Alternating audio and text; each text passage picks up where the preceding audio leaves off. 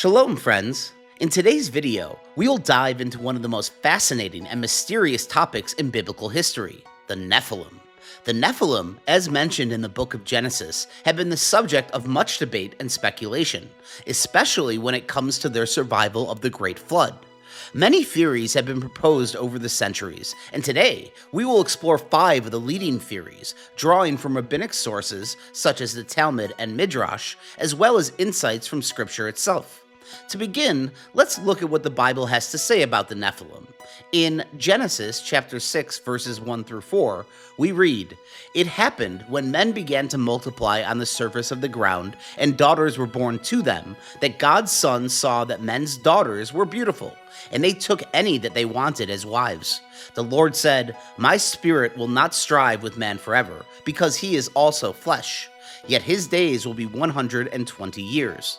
The Nephilim were in the earth in those days, and also after that, when God's sons came into the daughters of men and had children with them.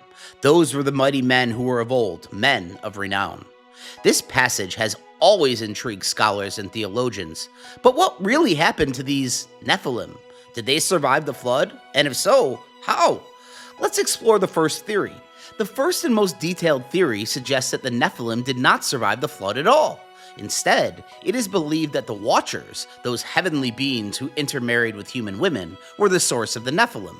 After the flood, the Watchers were confined and their wicked actions were stopped. But according to this theory, after the flood, the same sin was committed once again, and the offspring of the Watchers were recreated. This theory posits that all Nephilim were wiped out in the flood, and after the flood, the same evil spirits that had led to the creation of the Nephilim before the flood returned, influencing humans once more to engage in similar sinful acts. This theory draws on the idea that the Nephilim were not physical beings that survived the flood, but rather their spirits or souls persisted, perhaps returning in new generations. We see in Genesis chapter 6, verse 4, that the Nephilim were not only present before the flood, but also after that. This passage can be interpreted as evidence that after the flood, similar beings may have been born once again through sinful acts, perpetuating the same cycle of rebellion and corruption. The second leading theory challenges the idea that the Nephilim were wiped out. This theory suggests that some of the Nephilim were able to survive the flood, possibly through the intervention of Noah or through some other supernatural means. Some traditions hold that the Nephilim were preserved either by being placed on the ark or that their descendants were able to continue the Nephilim bloodline in secret. Though this theory is less widely accepted, it remains a possibility that some of the Nephilim bloodlines survived and continued to influence the world. The third theory is connected to the concept of the spirit of the Nephilim, which many believe did not perish in the flood. According to certain traditions, the spirits of the Nephilim, or the fallen ones, were left behind when the physical bodies of the Nephilim were drowned in the flood.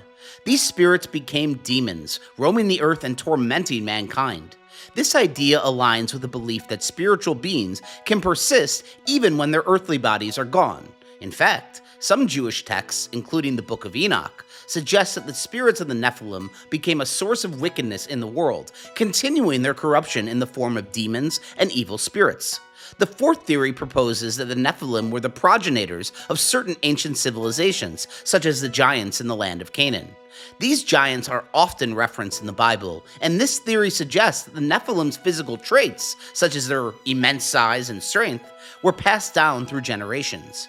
It is said that these giants continued to live on in the post-flood world, though many of them perished in battles with the Israelites, as seen in the conquest of Canaan. Lastly, the fifth theory focuses on the idea that the Nephilim were symbolic figures rather than literal giants. This perspective suggests that the Nephilim represent a metaphorical lesson about the dangers of human pride, arrogance, and the corruption of divine order. According to this interpretation, the Nephilim were not physical beings at all, but rather symbolic of the evil that had pervaded the earth prior to the flood. The flood, in this view, was not only a physical cleansing, but a spiritual one as well, meant to wipe away the influence of the Nephilim. In Jewish traditions, such as those found in the Talmud and Midrash, there are many discussions about the Nephilim and their role in the history of the world. For example, in Midrash Rabbah Bereshit, chapter 23, it is said that the Nephilim were not merely physical giants, but that they were a corrupt and depraved generation whose actions led to the downfall of humanity. The text explains that the Nephilim were responsible for the moral decay that led to the flood, and that their return after the flood would be just as catastrophic. This passage highlights the view that the Nephilim were both a spiritual and physical threat to the world. As we conclude, the question of how the Nephilim survived the flood remains one of the great mysteries in biblical history.